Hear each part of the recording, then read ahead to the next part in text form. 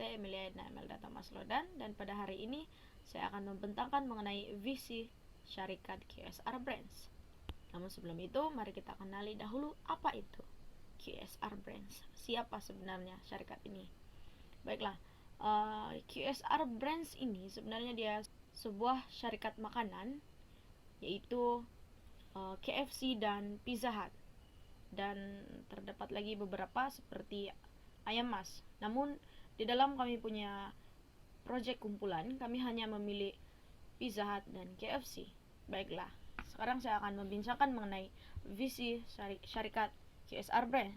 Visi syarikat QSR Brands adalah menjadi kumpulan perkhidmatan makanan yang terintegrasi, terkemuka di rantau Asia Pasifik berdasarkan produk berkualiti, terkemuka di rantau Asia Pasifik berdasarkan produk berkualiti yang konsisten dan perkhidmatan yang memberi tumpuan kepada pelanggan.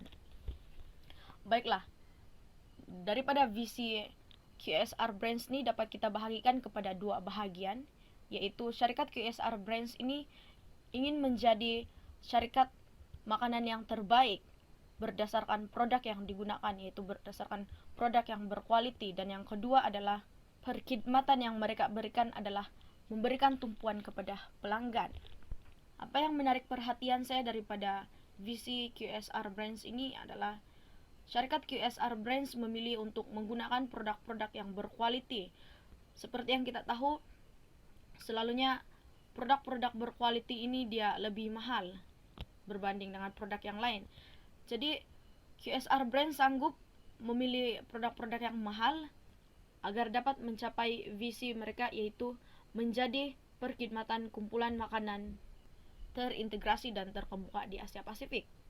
Kelebihan daripada visi QSR Brands ini adalah apabila syarikat tersebut menggunakan produk-produk yang berkualiti, maka secara tidak langsung para pelanggan juga akan berpikiran bahwa restoran tersebut adalah restoran yang bersih karena memilih produk-produk yang berkualiti. Walau bagaimanapun, visi syarikat QSR Brands masih mempunyai kelemahan, di mana daripada visi tersebut pelanggan mampu mengambil kesempatan. Apa yang saya maksudkan daripada di sini adalah visi yang mana menekankan, mengutamakan perkhidmatan kepada pelanggan. Misalnya pelanggan mengambil kesempatan seperti memberi komplain kepada manajer di dalam restoran, misalnya makanannya tidak masak. Oleh karena ingin mengutamakan quality produk dan perkhidmatan kepada pelanggan, mahu tidak mahu restoran tersebut hendaklah menukar kembali makanannya. Baiklah, apa yang saya pelajari daripada visi ini adalah menggunakan ataupun memberikan sesuatu yang terbaik untuk mendapatkan hasil yang hebat. Itu sahaja pembentangan saya pada hari ini. Sekian, terima kasih. Halo, selamat sejahtera. Nama saya Nara Jason dari kumpulan 1 mengambil course komunikasi, dan dalam video ini saya akan membentangkan bagian saya, yaitu kata kunci bagi strategi, yang mana persoalannya adalah apakah strategi-strategi yang telah dilaksanakan oleh syarikat KFC di bawah kendali syarikat QSR Brands. Antara strategi yang boleh kita lihat ialah memberikan pelayanan yang terbaik kepada pelanggan. Selain itu, sentiasa memperkenalkan produk yang baru kepada pelanggan, dan seterusnya ialah melakukan promosi secara maksimum kepada pelanggan, dan yang terakhir ialah menyesuaikan harga produk yang berpatutan kepada pelanggan bagi mendapatkan pelanggan yang setimpal. Berdasarkan strategi-strategi yang saya katakan tadi, saya dapat simpulkan bahwa syarikat KFC sentiasa berusaha mengekalkan dan mengembangkan syarikat mereka untuk mendapatkan keuntungan tanpa mengabaikan permintaan pihak pelanggan. Hal ini dapat dilihat melalui inisiatif syarikat dalam memperkenalkan produk baru mereka kepada pelanggan sebagai perancangan strategi jangka panjang. Walau bagaimanapun, Tidak dinafikan bahwa terdapat kelemahan daripada strategi tersebut. Begitu juga dengan kelebihannya. Antara kelebihannya ialah syarikat KFC berpotensi untuk mengekalkan kedudukan mereka sebagai peneraju pasaran makanan segera terbaik di Malaysia. Saya katakan demikian karena melalui perancangan strategi yang berkesan tersebut, ia dapat membantu syarikat dalam membuat keputusan dan membuat pembaharuan serta menjadi panduan kepada syarikat untuk mencapai matlamat dan halat tuju yang diinginkan. Beralih pula kepada kelemahan, seperti yang kita tahu, syarikat KFC merupakan syarikat yang popular dan menjadi pilihan ramai orang dari dulu sehinggalah sekarang. Namun inisiatif untuk membangun cawangan restoran KFC di beberapa kawasan masih kurang, terutama di kawasan-kawasan pedalaman. Dan hal ini menyebabkan masih ramai penduduk yang mengalami kesukaran untuk mencoba ataupun merasakan makanan keluaran KFC ini. Jadi apa yang saya dapat pelajari daripada strategi ini ialah untuk mencapai dan mengekalkan kedudukan syarikat sebagai syarikat yang unggul dan sentiasa menjadi pilihan nomor satu. Perancangan strategi yang berkesan sangatlah memainkan peranan penting. Buktinya dapat kita lihat seperti syarikat KFC, walaupun syarikat ini telah memulakan perniagaan mereka sudah lama, namun syarikat ini tetap unggul dan masih menjadi pilihan serta kesukaan ramai pelanggan, dan saya percaya kunci kejayaan syarikat ini ialah strategi yang berkesan. Oke, saya rasa itu saja daripada saya. Sekian, terima kasih.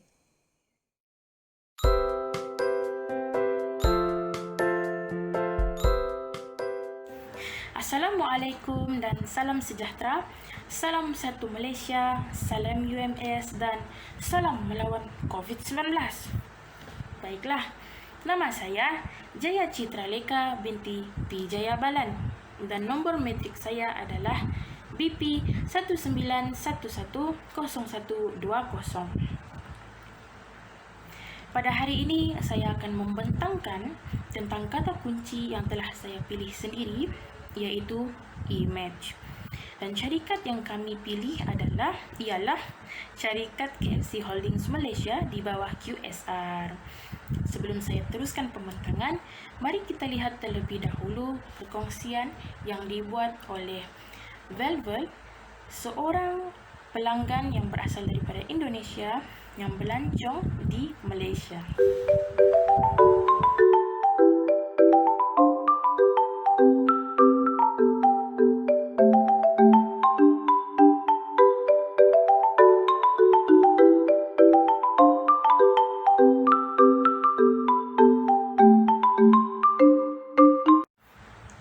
Baiklah, perkara yang membuatkan saya tertarik untuk membincangkan perkongsian Velvel ini adalah kerana secara tidak langsung perkongsian ini telah membantu KFC Malaysia untuk mempromosikan menu terbaru mereka, dan ini juga adalah satu kelebihan kepada syarikat KFC Malaysia, di mana apabila pengikut-pengikut Velvet yang akan melancong di Malaysia, tidak semua tetapi segelintir mereka pasti akan datang ke KFC Malaysia untuk mencuba menu-menu tersebut, dan ini akan membawa kepada satu lagi kelebihan, iaitu keuntungan, kerana lebih ramai pelanggan di Indonesia yang datang di Malaysia, lebih banyak lagi keuntungan bagi syarikat KFC Malaysia. Seterusnya, apabila lebih banyak keuntungan, ini akan menyumbang kepada prestasi dan image KFC Holdings Malaysia lebih maju dan lebih membaik, bukan saja di mata Malaysia tetapi juga di mata negara jiran kita, iaitu Indonesia. Baiklah, seterusnya saya akan menerangkan tentang kekurangan dan kelemahan yang terdapat dalam perkongsian Velvet di blognya ini. Pertama sekali, Velvet hanya tertumpu dengan menu-menu yang tidak ada di Indonesia. Oleh itu, menu-menu yang lain yang sudah sedia ada di Indonesia tidak lagi dipertikaikan, kerana Velvet menganggap menu-menu ini sama kelazatannya, sama rasanya seperti apa yang ada di Indonesia. Jadi dengan disebabkan itu, Velvet tidak berpeluang untuk memberi komen ataupun reaksi kepada menu-menu tersebut. Seterusnya lagi, kelemahan yang kedua adalah berkenaan dengan cita rasa individu itu sendiri. Seperti yang kita tahu, setiap individu mempunyai cita rasa yang berbeza-beza. Jadi, individu-individu yang datang dengan harapan dan jangkaan bahawa menu-menu yang dikongsikan oleh Velvet itu akan sedap.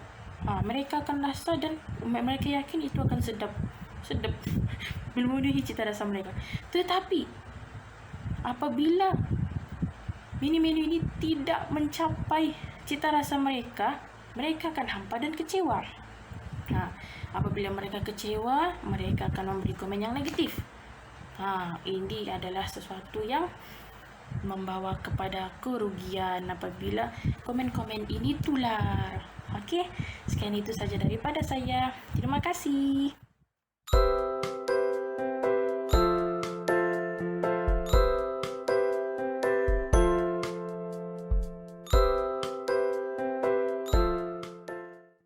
Salam sejahtera, saya Natasha dan pada hari ini saya akan membincangkan tentang reputasi KFC Malaysia.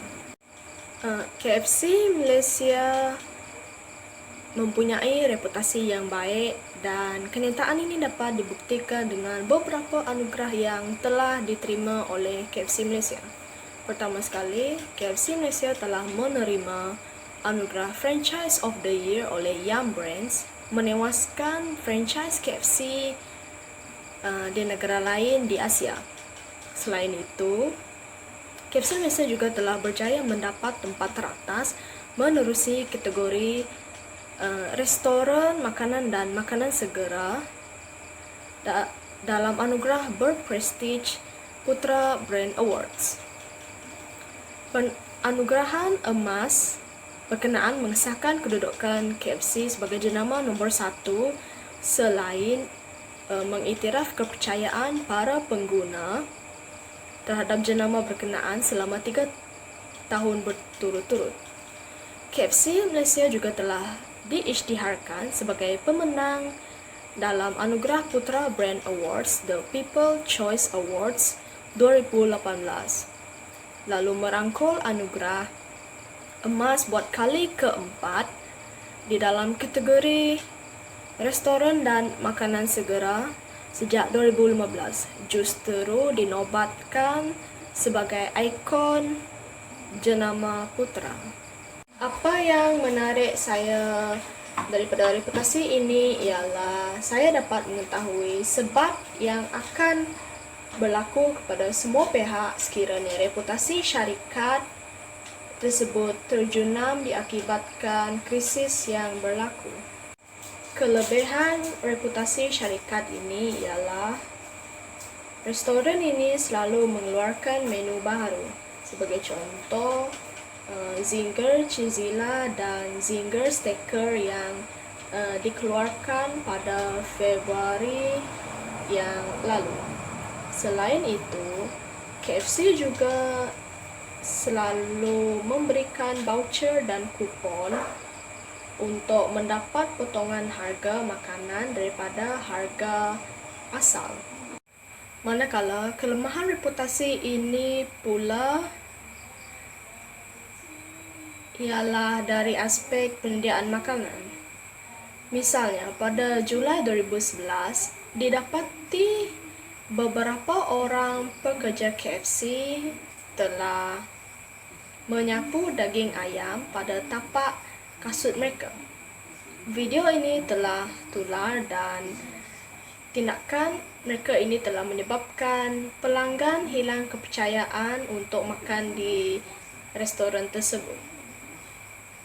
Walau bagaimanapun, hal ini telah diselesaikan oleh Encik Muhammad Alwi selaku pengarah operasi restoran dengan memohon maaf dengan memuat naik video di YouTube dalam bahasa Melayu dan bahasa Inggeris. Beliau juga memastikan bahawa perkara ini tidak akan berulang lagi pada masa hadapan dengan memasang kamera lintar tertutup di dapur, melantik penyelia iaitu seorang chef yang akan memantau segala proses penyediaan makanan dan juga meningkatkan latihan untuk mereka yang akan bekerja di KFC pada masa hadapan.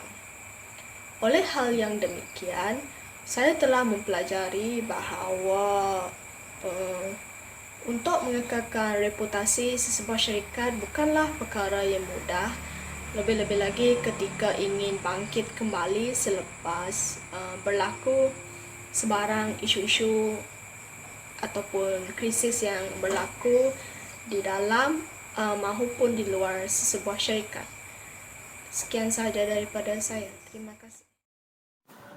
Assalamualaikum dan selamat sejahtera. Saya Patrilia Julim, nomor metrik BE 191100471 dari Kos Hubungan Industri akan membentangkan tentang komunikasi yang digunakan dalam syarikat QSR Brand yang menerajui restoran KFC dan restoran Pizza Hut.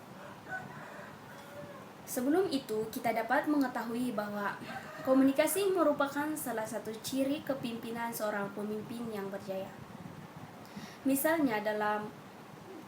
Misalnya, seorang pengurus tidak semestinya memiliki ciri sebagai seorang pemimpin. Namun, komunikasi yang baik dan berkeyakinan membolehkan seberang urusan dengan pihak lain bergerak dengan lancar. Pemimpin yang berkeyakinan tinggi dapat dilihat melalui cara mereka menjalankan komunikasi dalam sesebuah syarikat. Komunikasi yang efektif memudahkan seberang proses pengurusan maupun rundingan bersama pihak lain.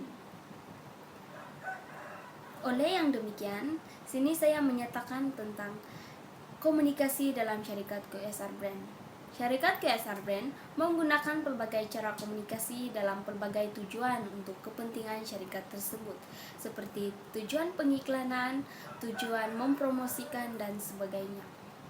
Antara cara komunikasi yang digunakan adalah dari aspek digital, di mana mereka telah melancarkan laman web yang lebih responsif serta aplikasi mudah ahli untuk tempahan produk Pizza Hut dan KFC.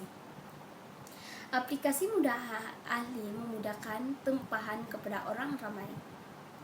Komunikasi yang digunakan oleh syarikat QSR Brand yang menarik perhatian saya ialah penggunaan alatan digital seperti televisyen, radio, dan laman web. Hal ini demikian karena melalui alatan komunikasi tersebut, maka pengiklanan untuk mempromosikan jualan mudah disebarkan kepada masyarakat yang lebih banyak dan dalam masa yang cepat. Di samping dapat memudahkan penjualan atau tempahan produk Pizza Hut dan KFC. Ini demikian karena apabila orang ramai melihat iklan-iklan yang ditayangkan dalam televisyen ataupun melalui radio, maka orang ramai akan tertarik untuk membeli atau menggunakan produk-produk yang dipromosikan. Maka keinginan tersebut akan mendorong mereka untuk memiliki barang yang dipromosikan, sehingga mereka akan membuat tempahan dalam masa yang sama untuk memiliki barang tersebut. Kelebihan komunikasi yang digunakan oleh syarikat ini ialah dapat melancarkan penjualan produk makanan restoran Pizza Hut dan KFC yang diterajui oleh syarikat QSR Brand dan dapat meningkatkan kadar pembelian semula dalam kalangan pembeli produk KFC dan Pizza Hut di Malaysia.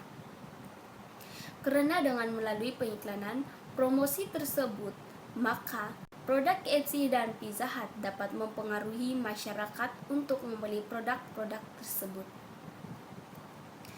Dan apabila mereka mempunyai keinginan tersebut untuk membeli, mereka dapat membuat tempahan dengan masa yang cepat dengan hanya menggunakan laman web yang disediakan.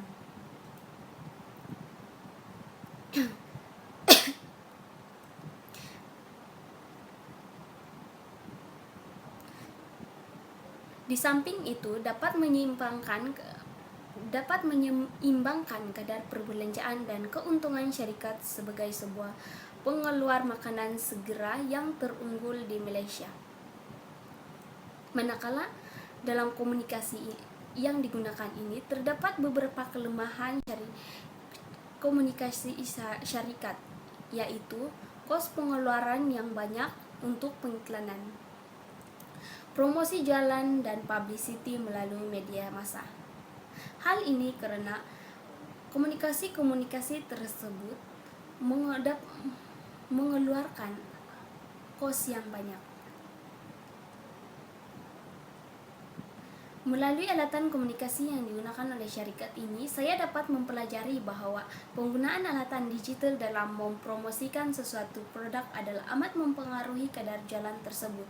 Namun demikian, syarikat haruslah memberikan perhatian yang teliti dalam aspek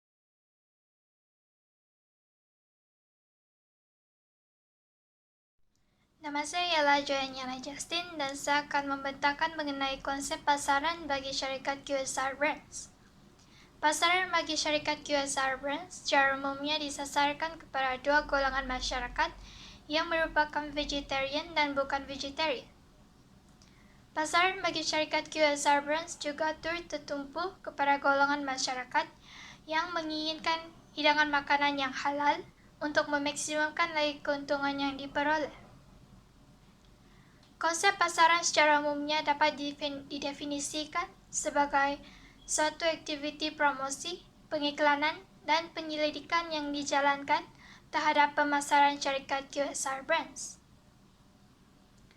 Apa yang menarik perhatian saya mengenai konsep pasaran syarikat QSR Brands ini ialah syarikat QSR Brands telah menjalankan berbagai kaedah promosi dan pengiklanan secara besar-besaran untuk menarik tumpuan orang ramai, terutamanya target utama bagi pasarannya.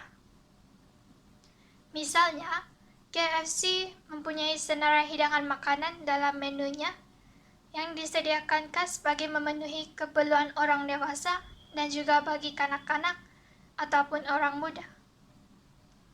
Setelah beroperasi selama beberapa tahun sebagai salah satu cawangan bagi syarikat QSR Brands, KFC juga menginginkan agar cawangannya dikenali sebagai salah sebuah perniagaan yang dikunjungi oleh sesebuah keluarga.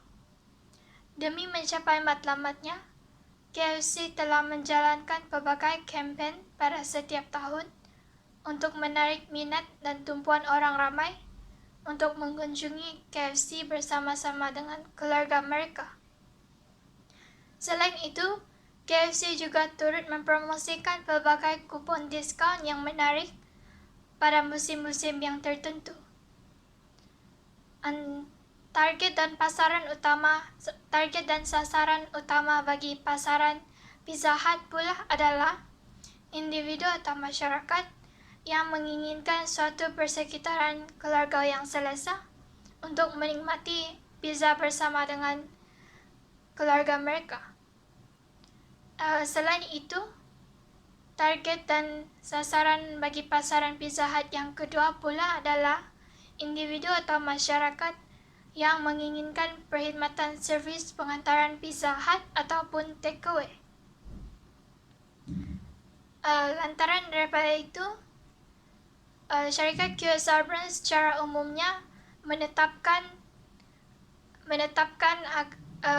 agar sasaran dan target utama bagi pasarannya adalah terdiri daripada golongan masyarakat yang merupakan golongan kelas pertengahan ataupun middle class family dan golongan keluarga kelas elite ataupun high class family. Antara kelebihan dan kepentingan yang dapat dilihat dalam konsep pasaran bagi syarikat QSR Brands ini ialah syarikat QSR Brands lebih menekankan kepentingan terhadap sasaran dan target utama bagi pasarannya agar keuntungan maksimum yang dapat dicapai. Melalui strategi pemasaran yang menyeluruh seperti menganjurkan kempen atau memberi promosi dan diskaun kepada target pasaran mereka, hal ini akan secara tidak langsung menarik minat dan perhatian target pasaran tersebut, sekaligus meningkatkan keuntungan syarikat QSR Brands. Antara kekurangan ataupun kelemahan yang dapat dilihat melalui konsep pasaran bagi syarikat QSR Brands ini pula adalah dari segi kadar penurunan pelanggan yang tidak tersenarai dalam sasaran ataupun target utama bagi pasaran syarikat QSR Brands. Hal ini wujud disebabkan oleh prinsip syarikat QSR Brands yang lebih menekankan kepentingan target pasaran mereka sehingga mengabaikan kepentingan ataupun keperluan pelanggan lain.